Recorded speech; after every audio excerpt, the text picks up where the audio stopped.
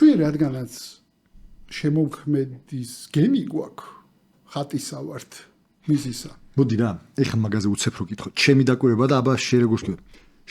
ჩვენ ეს ვართ შემოქმედი და ანუ ჩვენ ვართ ღმერთმა შექმნა ჩვენ თავისი როგორ არის ხატით ხო? თუ მან დამიკავშირდა იგი იმითი რომ პირველად იყო სიტყვა და სიტყვამ შექმნა სამყარო და ჩვენ რადგან ვართ არსებები რომლებიც სიტყვა გაგვაჩნია და ტვინით სიტყვით ლაპარაკობს რეალურად გველაპარაკება. აზროვნება გაგაჩნია. ეგ დავაკავშირე, ანუ ეგ ნიშნავს ხატად შექმნას. კი. რომ სიტყვის ძალა მოგცა, რომლითაც ვქმნი აღქმას და თუ აღქმას ვქმნი, ესე იგი რეალობას ვქმნი. ყველაფერს ვქმნი.